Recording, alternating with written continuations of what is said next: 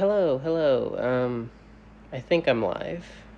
Um, I've never actually tried to do a live stream before, but my manager told me that I had the enough followers that I could actually go live. So hi, if you are new here, I'm Audra. I tend to talk about, I don't know, philosophy, politics, kind of random things on my TikTok account. I didn't really have a topic in mind. I just thought I would try it out and see how it goes. Um, the funny thing about like talking extemporaneously is in your head you're thinking to yourself, or I'm thinking to myself, like, oh, I could talk for an hour about a ham sandwich, right? But then you actually get in front of a camera, or like you're in front of an audience, and then like my mind just goes blank. It doesn't translate. But we're trying it out. I've been kind of bored recently because a lot of you, I'm sure, have been snowed in recently. Due to the snowstorm, I've been snowed in, so I've been going a bit stir crazy, trying to find things to do.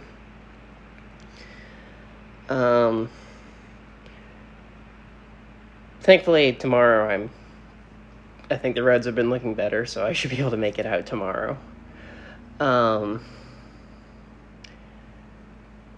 But yeah, I don't know. It's you do what you gotta do. I'm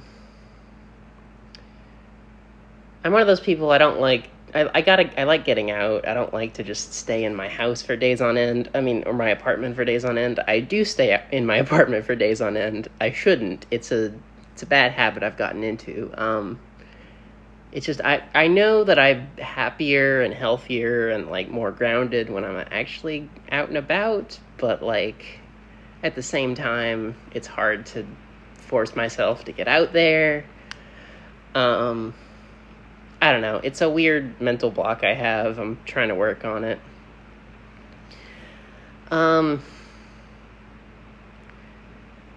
But yeah, I don't know. Like I said, I didn't really have a topic for this stream. I'm literally trying this for the first time. Well, I've streamed on other platforms before. I've tried Twitch. A friend of mine and I were commenting on a movie on Twitch one time. I've streamed on YouTube, because I do have a YouTube channel. If you're curious, it's called Your Politics is Cringe. I've streamed on YouTube before. So I've dabbled in content creation in the past, but not really in a very dedicated manner. I find it challenging. I don't know. Like, 'cause I have all these ideas for content, but then it's like, it's hard to force myself to do it. Same with the getting out of the house. There's a lot of I have ADHD. I don't know if you could tell, but I have ADHD. And so many ideas in my brain, but like the implementation process is just so, it's an uphill battle.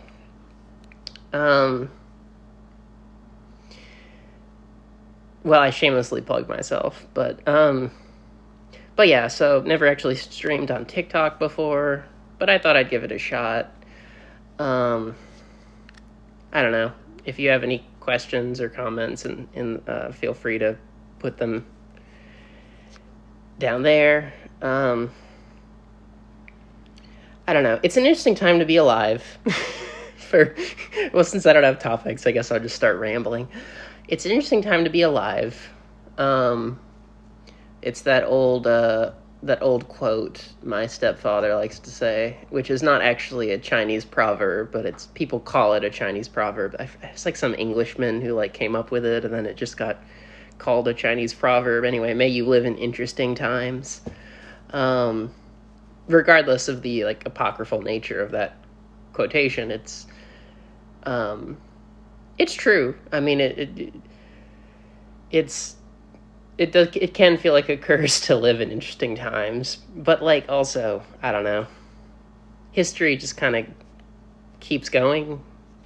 History just never stops. So, I mean, to some extent, it feels like you're always living in interesting times. And people, they always think their time is the worst. Like it's funny, if you go back to, like, ancient Greece, right, the writers are always talking about, like, oh, we live in an age of decadence, civilizational decline. The Egyptians, that's where it was at, right, baby? That's where civilization was at. The Egyptians, now everything's just downhill. Same for the Romans. It just, like, every time period. I don't know why, if this is just if it just boils down to people love to complain, and like, our brains are wired to focus more on what's wrong than what's going right. But everyone, of any age seems to think, oh yeah, we live in the time of decadence and betrayal and just reliving bad times. But, like, I don't know. So that's a fallacy I think people can get into very easily. I do think we live in fascinating, if potentially bad times. Just because, I mean, this is giving my politics away here, but I guess I've never been afraid of doing that before on TikTok. We're living in a time where we're actually getting a fascist tendency in our politics. And that's, I mean, fascist has been a word of disparagement for a long time, but, like, we've never really had a fascist tendency in the United States. Like, it's just not been a thing. I mean, if you look back at France, Germany, Italy, you look at some other, like if you look at the European countries, I mean, there were fascist tendencies sort of already there. You look at the Dreyfus Affair in France, and that was already a pre-fascist, a proto-fascist a tendency that was in the culture and in the zeitgeist. And but America's never really had this tendency. I mean, we've had a right-wing segment of our politics. We've had slavery. We've had Jim Crow. We've had anti-Semitism, misogyny, patriarchy. I mean, we've had all these things.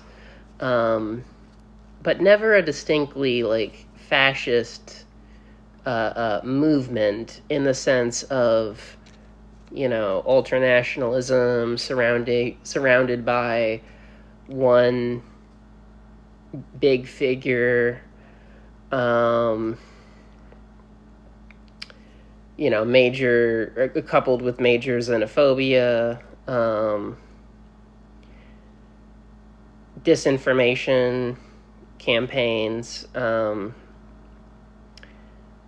mean, I'm struggling here for a very precise definition of fascism, but that's what we're seeing. Excuse me. That's what we're seeing in American politics right now. We're seeing an actual fascist tendency rise up with the Trump phenomenon. And, like, I'm not saying that. I mean, people will think I'm just throwing around, like, insults. I'm not even saying that just to insult anybody. I'm just saying this is the trend in society. We have a population that feels disenfranchised, sort of frustrated with both parties. And then you have this man, this showman, this con man who comes around and says, I'm going to drain the swamp, I'm going to get rid of all these corrupt people, and on top of that, you have a segment of the population, the white Americans, who are having to deal with the fact that they're not, this isn't, how do I put it? They're having to deal with the fact that they're no longer as in charge as they used to be. And they're having to deal with the fact that, we're a much more multicultural society they're having to deal with the fact that more and more people are speaking out about misogyny, anti-Semitism, homophobia, transphobia, and not shying away from other lived experiences. And so, when you have a disenfranchised population, you have a segment of that population who's having to come to terms with the fact that the world they grew up in or lived in is coming undone, is shifting. Then you're going to get people that, or you're going to get a movement that is ultranationalist, xenophobic, surrounded by a strong man, although Trump is more like a pseudo strong man. He broadcasts himself as a strong man, though he's not really a strong man in the sense that like Napoleon or Caesar was. And then, then you get a kind of American brand of fascism. You get someone who says, to heck with these woke PC liberals, people are coming into your country to steal your jobs. People are undermining the family. They're undermining your religion. We gotta get rid of these people. We gotta return to how things used to be.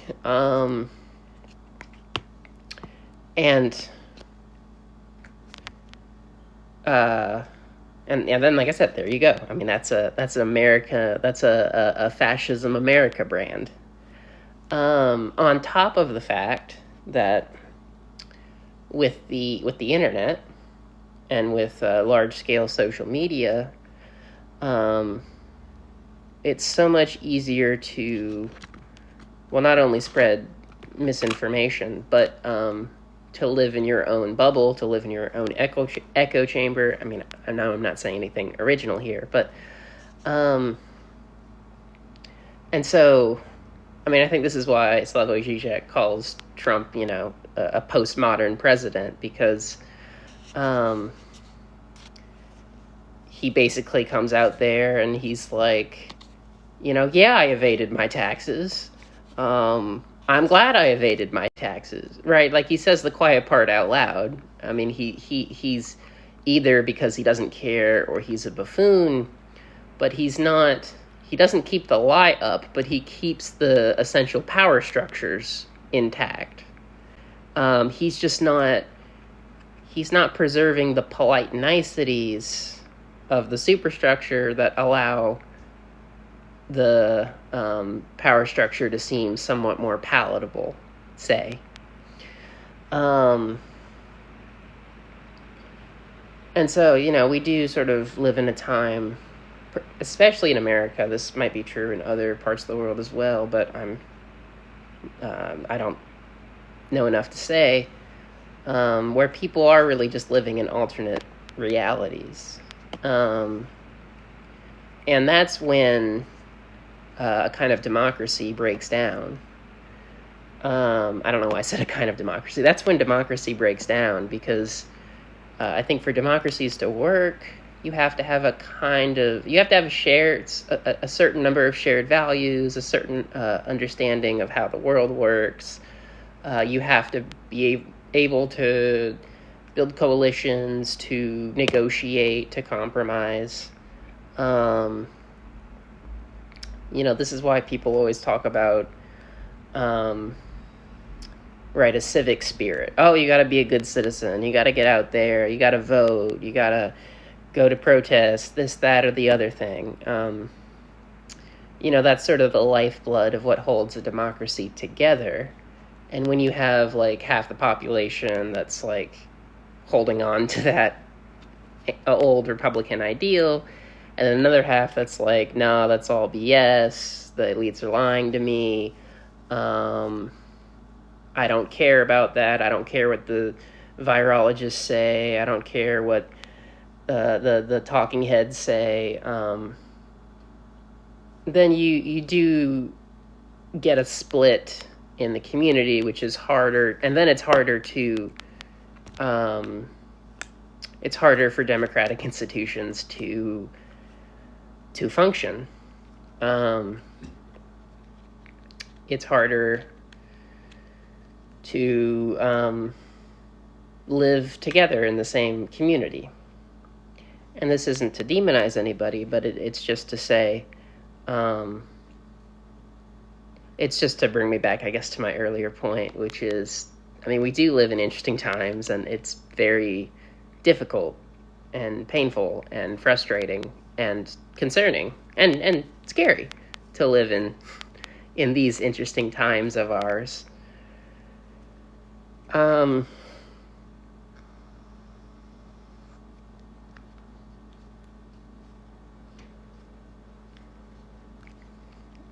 So I don't know. I mean, I think it's good to have some sense of history because it can help you figure out, how we got here and potentially how can we build a better future for ourselves. Which is, I assume, what most people want.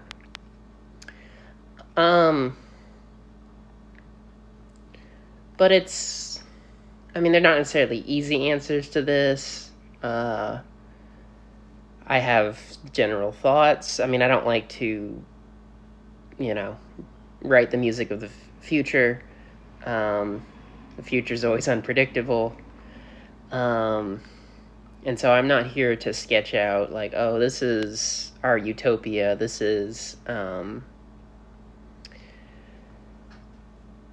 is how we get to a perfect society, because there are no perfect societies, right? It's just a matter of, well, your values plus just pragmatically what can we get to work in the circumstances we are given.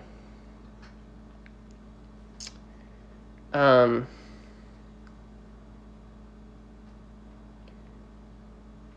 yeah, I mean, I don't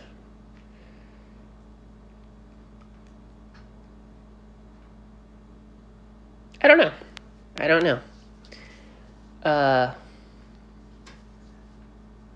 But it's, see, this is why it's hard to, it's hard to talk, extemporaneously for long periods of time. And I'm the kind of person, I talk slow anyway, which probably makes for less enjoyable content. And I think a lot about what I say. So it's like, there's pauses, and then it's like, okay, it's hard to deliver, I guess, in a way that's entertaining, just given how I think and how I speak. I mean, I've done a little bit of public speaking here and there, not much. I've done speech and debate before. I've given a classroom lecture before. I've given a speech at my synagogue before. But I mean, I don't have any like professional speaking abilities, so it's very it's a skill, I guess, that it takes time to work on. But yeah, that's always the issue for me is finding ways of keeping people engaged, keeping people interested, in such a way that, or combining that with just my natural way of speaking and thinking, which I think is just a bit not slow, but deliberative. That's not a word. Anyway,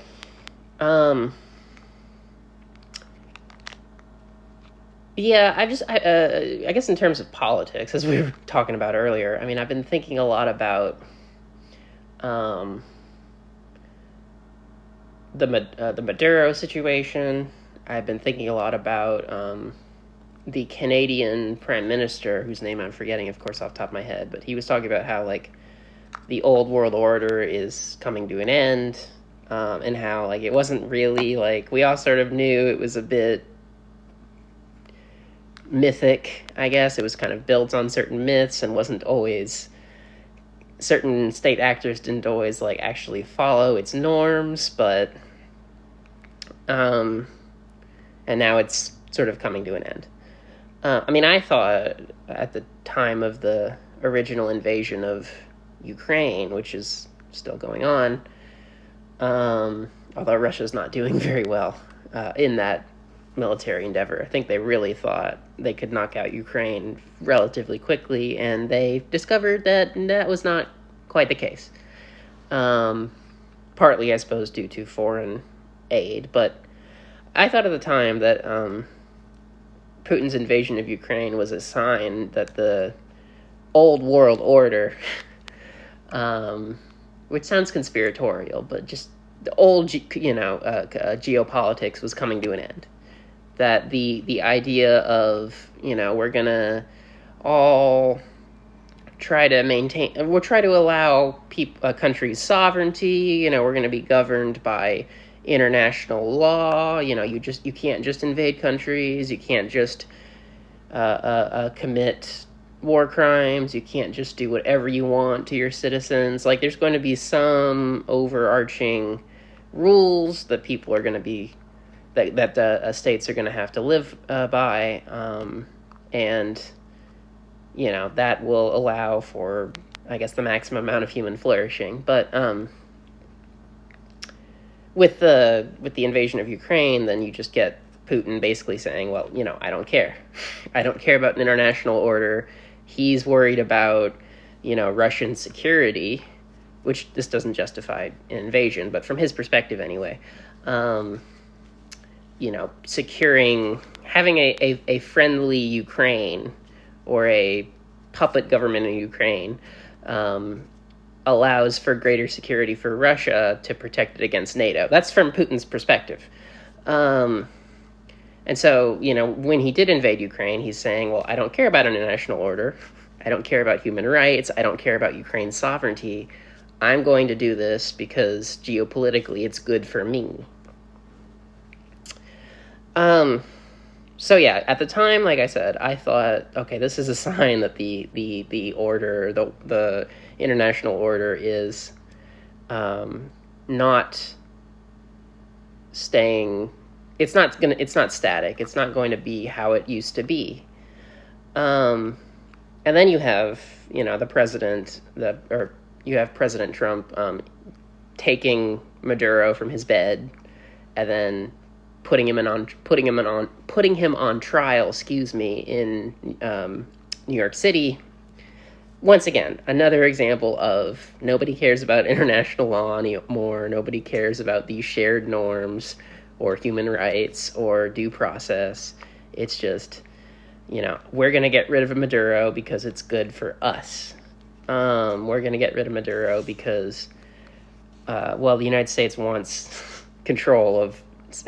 wanted control of Latin America more or less since its founding. I think it was John Quincy Adams who talked about, Cuba was going to eventually succumb to America's gravitational force. It was going to become a part of America's gravitational orbit. And then, as for Maduro, I don't know why they didn't have the trial in Florida, honestly. They could have done with Maduro what they did with Noriega, which is try him in Florida, and I think they'd be more likely to get jurors that are very, very hard on Maduro. There are many more Venezuelan defectors who hate Maduro in the extreme. And so if they're really trying to get a charge to stick, then they should have done it in Florida, not New York City, in my humble, non-legal opinion. But, and so you're just seeing more and more how fragile the international order is. You're just seeing more and more. Not that it was necessarily built on myths, because I do believe in the idea of international law and that states should be concede to their conduct should be governed by certain norms to protect human rights. But you do see that at this point in history, world leaders are becoming less and less concerned with that. And I think it's a big, it's letting the cat out of the bag. It's a letting the cat out of the bag type of situation, right? Because America, being the most powerful country on earth, unquestionably, if it starts just acting however it wants, which in many ways it has, but it's doing it more flagrantly under Trump, because again, he just doesn't care. He says the quiet part out loud. He doesn't have any sense of decorum or politeness or responsibility. It's just gimme, gimme, gimme, mine, mine, mine, right? So when you say the quiet part out loud and the U.S. just continues to act in a self-interested way, you're giving a pass implicitly to allow other countries to do the exact same thing, right? If Iran, just to take a silly example, because it would be obviously completely impossible in practice, but Trump is wanted in Iran, right? He is a wanted criminal in Iran for killing one of their top generals, right? If Iran wants to come and kidnap Trump from his bed and put him on trial in Tehran, Americans would be like, well, that's outrageous. You can't do that. That's our president. This is a world leader. That's insane, right? You can't behave that way. World leaders have to have some kind of immunity, or it's just going to be like chaos around the globe. But then you can't turn around. You can't kidnap a world leader, right? And then turn around and say, well, you're mad, or we're mad you kidnapped our world leader. Unless all you're saying is, well, it's okay if I do these things, right? It's okay if I violate your rights, if I take your leaders, if I, bomb your countries. It's okay if I do, whatever I want, but you can't do whatever you want, right? That's wrong. Right? That argument just falls apart because that's just based on pure selfishness. It's just based on pure, like, I'm going to do what I want and screw off. But if you take that argument to its logical conclusion, then every other country can behave in exactly the same way. And there's no recourse. It is just free-for-all chaos, do whatever you want.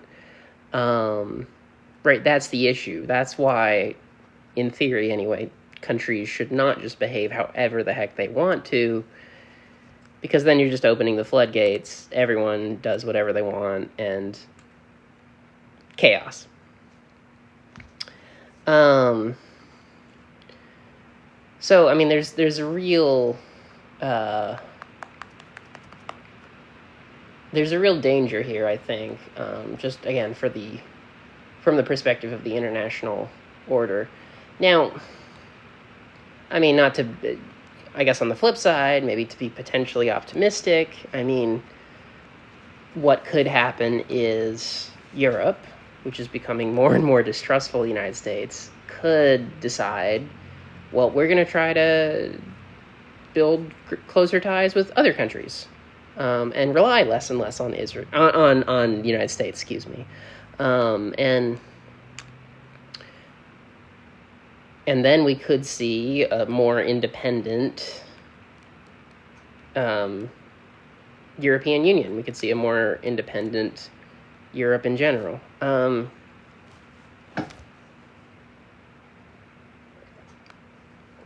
Which I don't think would be necessarily a bad thing.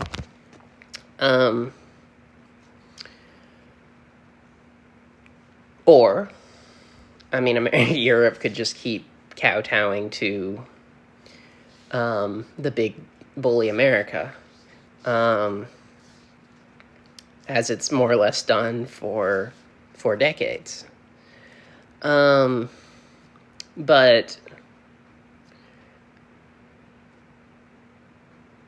I mean, I think Europe should loosen its ties with the United States a little bit and try to be its own master more. And that could lead to that could actually lead to a greater respect for human rights in Europe and by Europe around the world. And what it would also lead to is a decline in American power.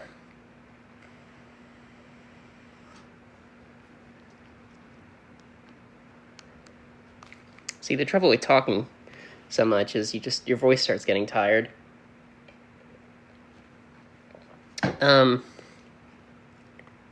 But, I mean, I think we're already seeing, to some extent, the decline of American influence worldwide.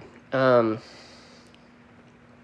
mean, I think it was, isn't it Canada? I think it was Canada. I would need to check this out. But I think Canada has been looking into increasing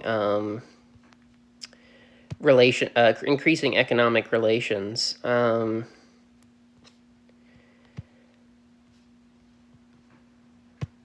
Which is not something that Canada or China have shown a great deal of interest in doing in the past. Carney pushes back on Trump's 100% tariff threat over China. I can't hit 100%. With Canada amid tensions, President threats 100% tariff after Carney's visit to Beijing results in electric vehicle agreement. Canadian Prime Minister Mark Carney said Sunday that Canada has no plans to pursue a free trade deal with China, pushing back against President Trump's threat to slap 100% tariffs on Canadian goods. Carney said Canada's recent agreements with China only rolled back tariffs in a few sectors that had hit in recent years and did not amount to a free trade deal. He noted that under the U.S.-Mexican-Canada agreement, Canada had committed not to pursue free trade agreements with non-market economies without prior notification. We have no intention of doing that with China or any other non-market economy. Carney said, what we have done with China is to rectify some issues that developed in the last couple of years. Carney made his first official visit to China earlier this month as he and Chinese President Xi Jinping worked together to forge an improved bond between their countries. The leaders reached an agreement that would allow up to 49,000 Chinese electric vehicles to enter the Canadian market at a lower tariff rate of 6.1%, Carney's office said. In 2024, Canada matched U.S. trade policy by imposing a 100% tariff on Chinese electric vehicles and a 25% tariff on steel and aluminum. China retaliated with 100% duties on Canadian canola oil and meal, and 25% tariffs on pork and seafood. Trump issued his tariff threat in a social media post warning that if Carney thinks he's gonna make Canada a drop-off port for China to send goods and products into the United States, he is sorely mistaken.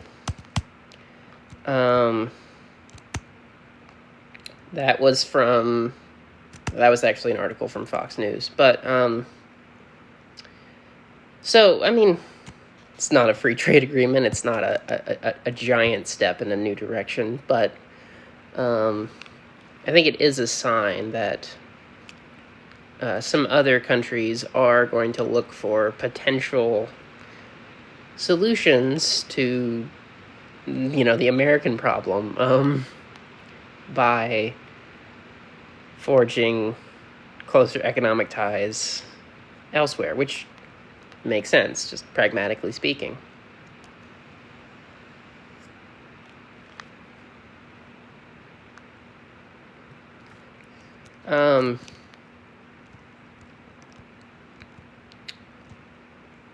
Because I think many other countries are just not as trustful of United States. And with Trump, I already mentioned kidnapping Maduro. He's talked about America owning Greenland. I think he's walked back the military invasion idea, but he still has these fantasies of controlling Greenland, which in effect we already do, but he basically he basically wants to rubber stamp it and be like, this is officially ours. He's talked about putting hotels in Gaza.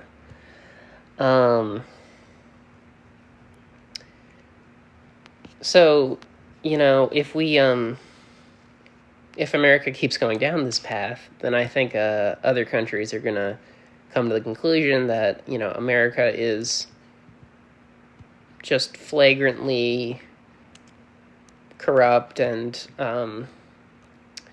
looking out for its own and does not care about what other countries want or need, and it's just concerned with American influence, full stop. Which in our, very, in our intertwined economy, I mean, that's not, you can't do that.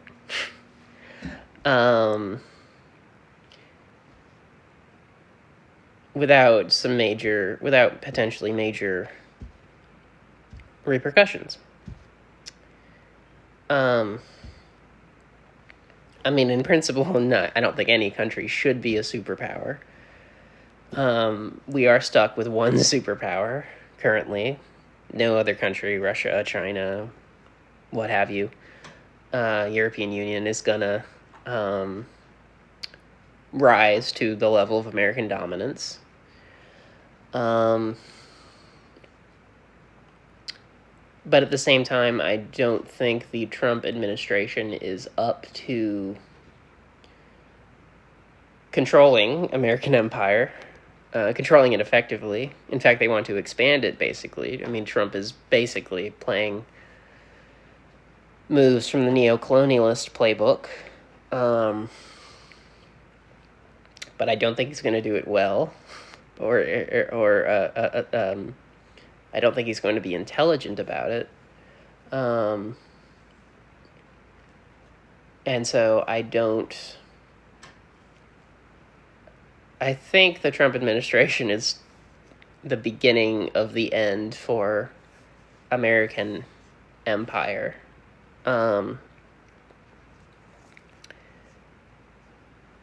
Because not only is the administration alienating our enemies, our allies, there's a lot of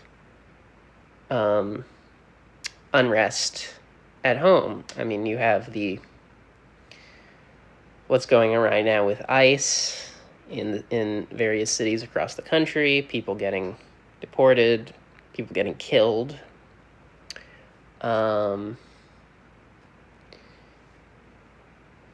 You have people speaking out on anti-LGBT rhetoric and policies. So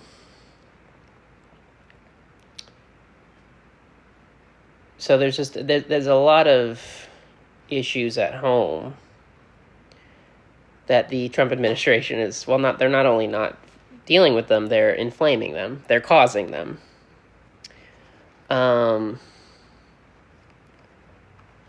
And so you have a situation where, the population at home is upset with you. World leaders are upset with you.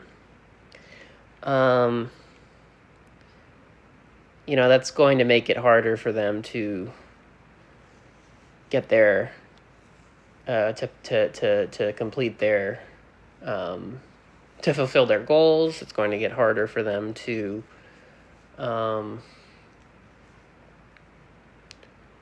just do what they want to do.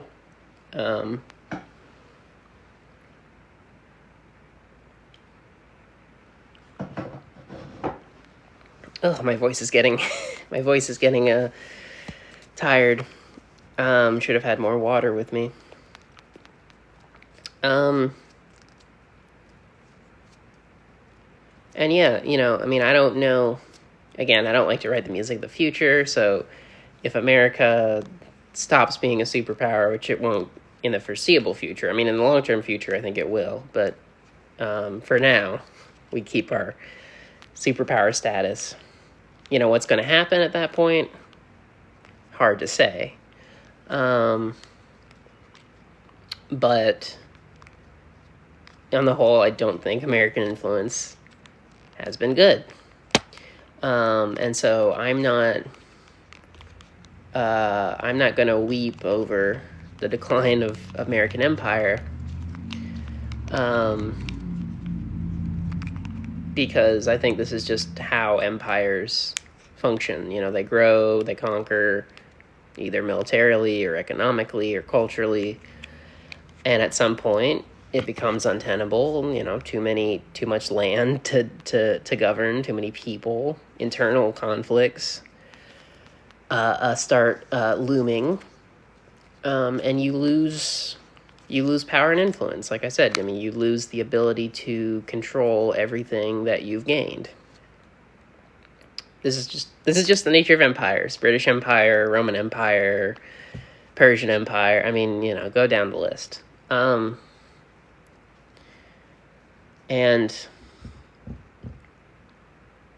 I think America would just have to live with that, in the same way that Britain has had to live with the fact that it lost its empire after the Second World War.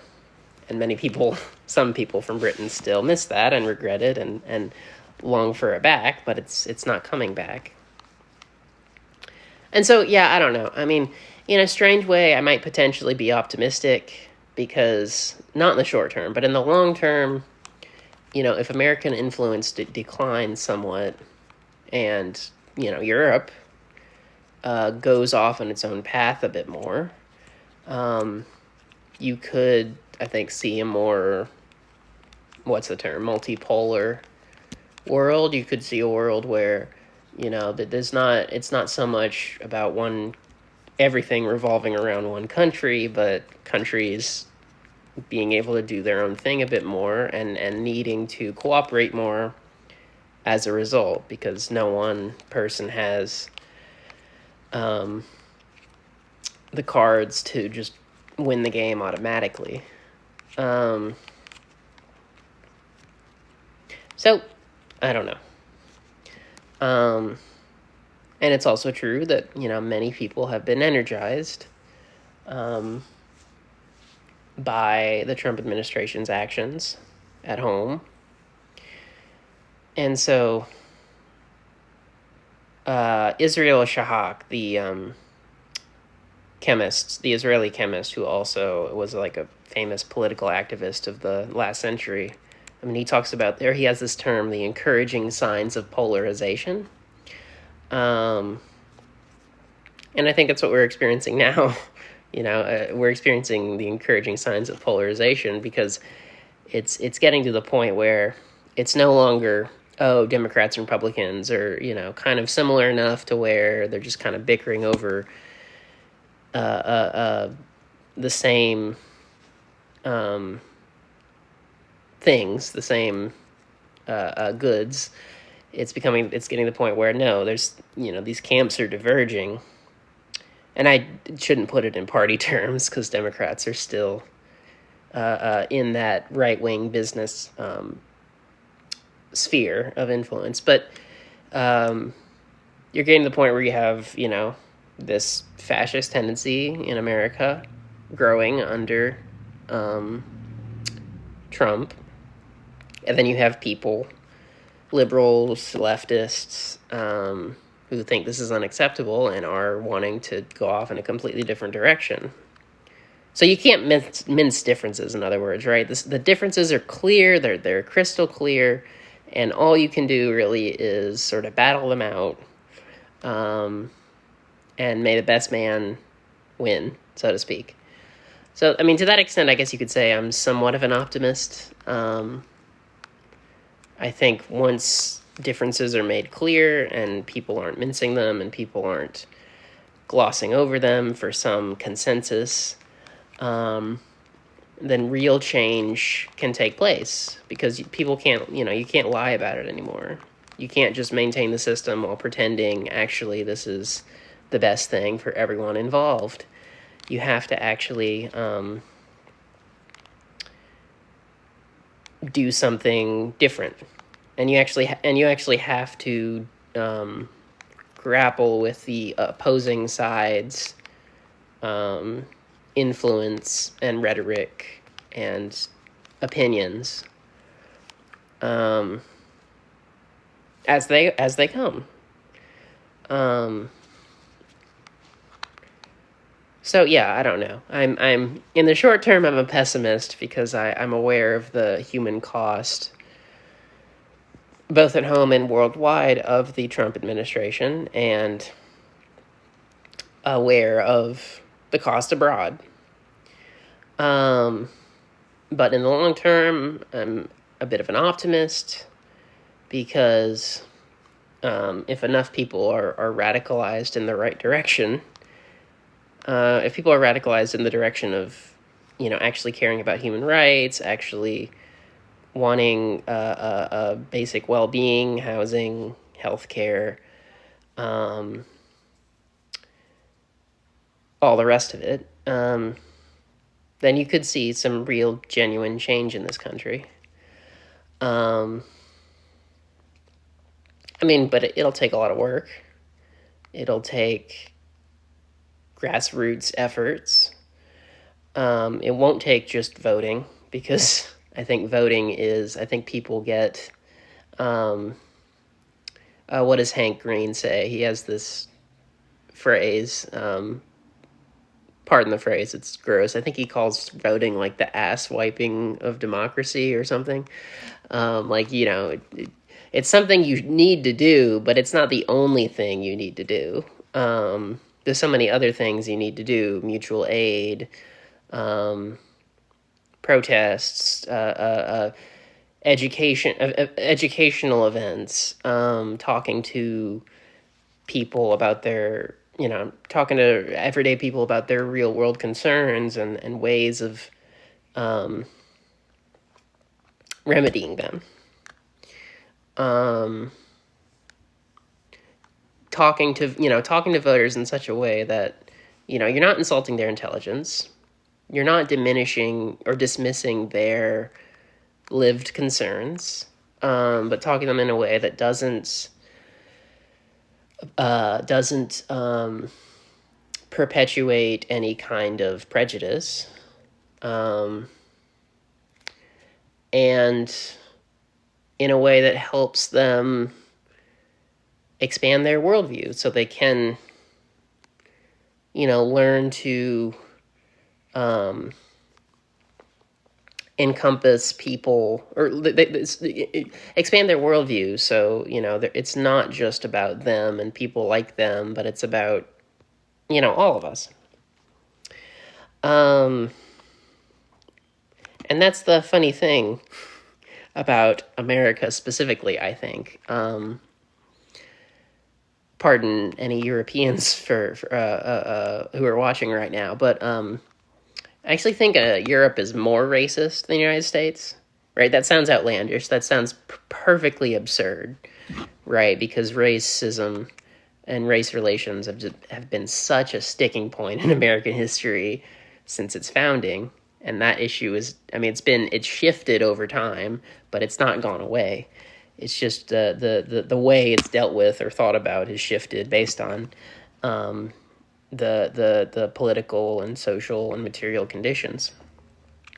But here's the thing.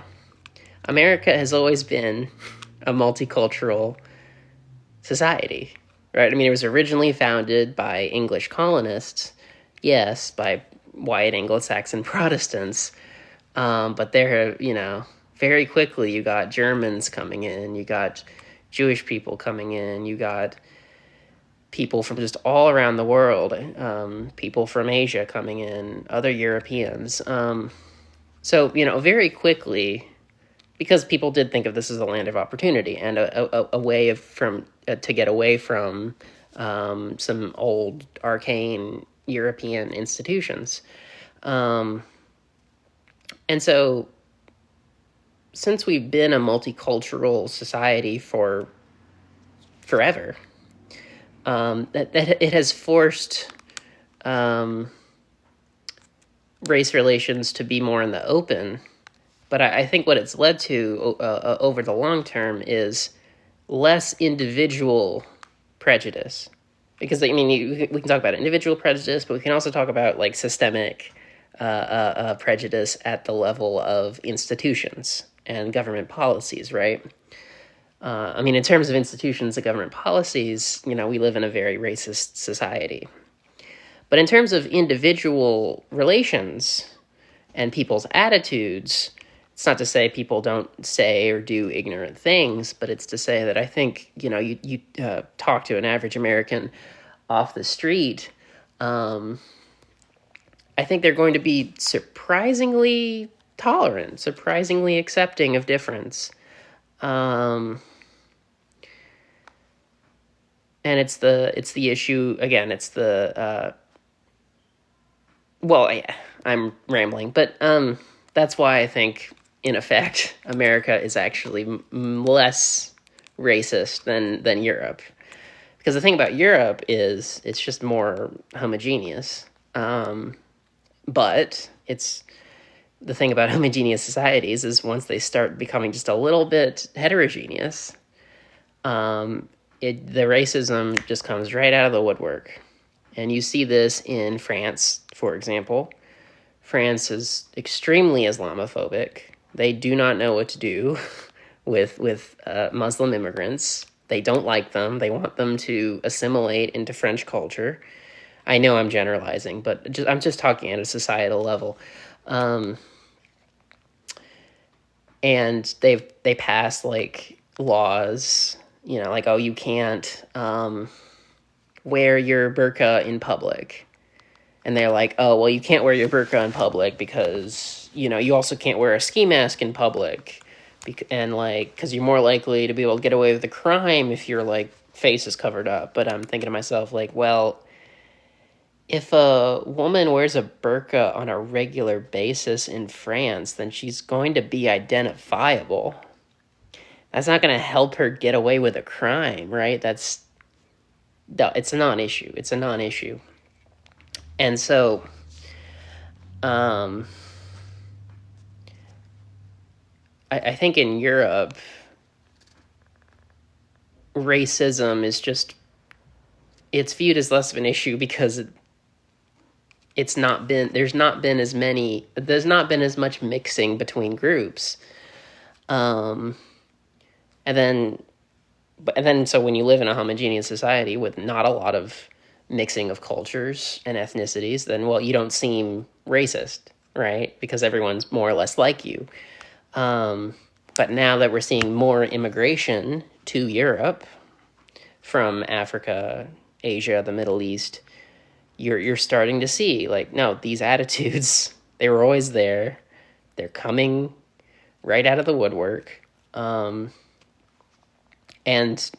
Europe doesn't really entirely know what to do about it.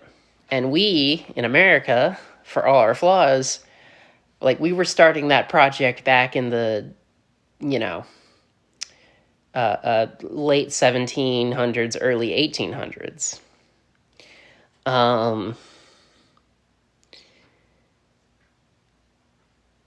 And so, I mean, I guess if I keep coming back, I guess, to optimism in this stream. I mean, if I'm a little more optimistic about, or to add to my optimism, I mean, I think what America actually shows, despite the fact that we now currently have a fascist tendency growing in this country, is that multiculturalism works. It does make people less prejudiced. It does make people more tolerant. It does lead to an enriched a society. But the ways we're not enriched don't come to that. They don't come. They're not due to multiculturalism. They're due to lack of healthcare, lack of housing, criminalizing drug use. They're due to now trying to kick out and deport anyone who looks Latino.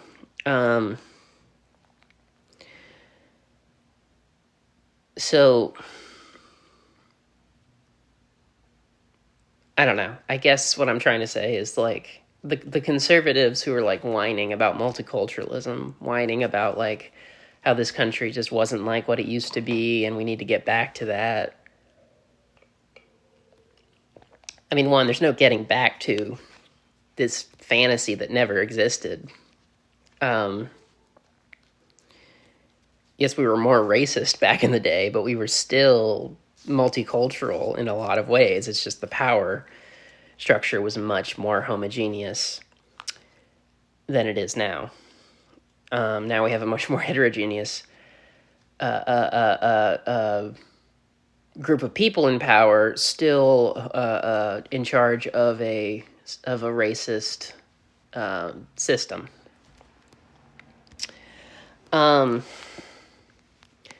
But yeah, like, I don't know. I mean, I think if you talk to an average American,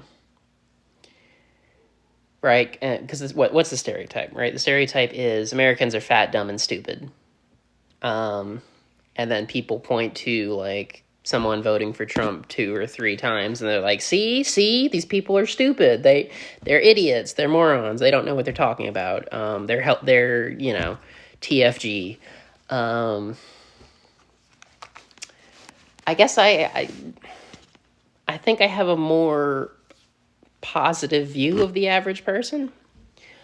At least what they're the positive that they're capable of. Whether whether they're actually doing this at the moment is a separate question. But I think I actually have a relatively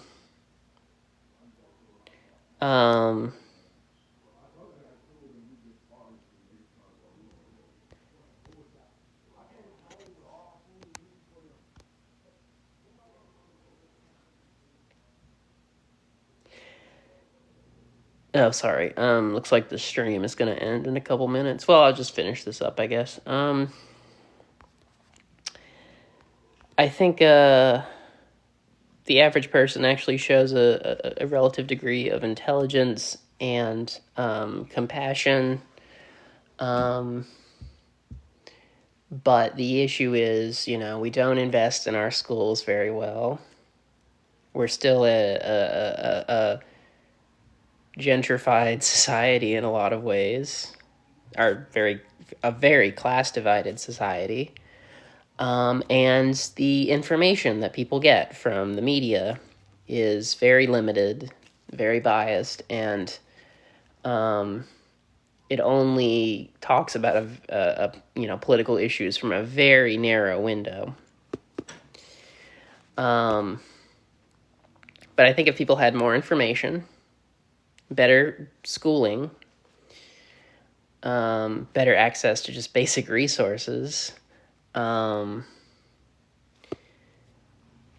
we didn't, have a situation where, if you're born in this part of the country, you're going to get a terrible schooling, but if you're born in this part of the country, you'll get a wonderful schooling. If we start to deal with those concrete problems, I think you would actually see the genuine positive, the genuine ingenuity and empathy that average people are actually capable of. But anyway, I think the stream is ending soon, so I guess I will end it myself before it ends. Thank you for those who were watching, and I guess I'll try this again at a later date, maybe have more topics in mind instead of rambling. But so yeah, have a good evening, stay warm, and take care.